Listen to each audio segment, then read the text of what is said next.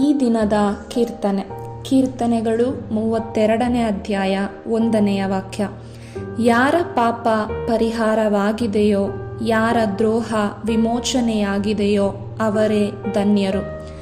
ಪ್ರಿಯರೇ, ದೇವರು ಯೇಸುಕ್ರಿಸ್ತರ ಮುಖಾಂತರ ಇಡೀ ಲೋಕದ ಪಾಪವನ್ನ ಪರಿಹಾರ ಮಾಡಿದ್ದಾರೆ.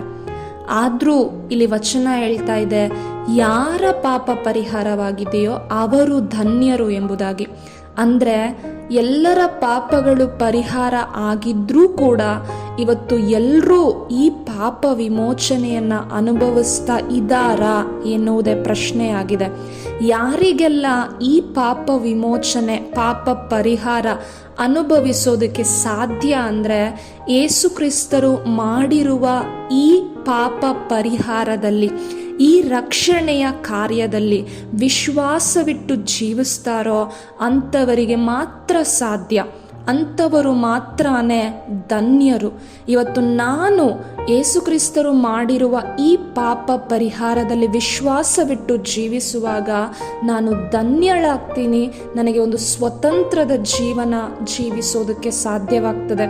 ಈ ರೀತಿ ಜೀವಿಸುವಾಗ ನಮ್ಮ ಜೀವಿತದಿಂದ ಹೊರಬರುವಂಥ ಒಂದು ನೂತನ ಜೀವನವಾಗಿದೆ.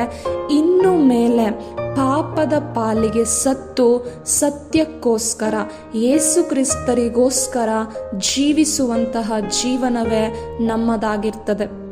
ಆದ್ದರಿಂದ ನಾವೆಲ್ಲರೂ ಕೂಡ ಈ ದಿನ ಕೂಡ ಯೇಸು ಕ್ರಿಸ್ತರು ಮಾಡಿರುವ ಈ ಪಾಪ ಪರಿಹಾರವನ್ನು, ಪಾಪ ವಿಮೋಚನೆಯನ್ನು ಅನುಭವಿಸುತ್ತಾ ಸ್ವತಂತ್ರವುಳ್ಳ ಜೀವಿತ, ಪಾಪದ ಪಾಲಿಗೆ ಸತ್ತು ಯೇಸು ಕ್ರಿಸ್ತರಿಗೋಸ್ಕರ ಜೀವಿಸುವಂತಹ ಜೀವಿತವನ್ನ ನಾವೆಲ್ಲರೂ ಕೂಡ ಜೀವಿಸೋಣ. ಎಲ್ಲರಿಗೂ thank you. Praise the lord.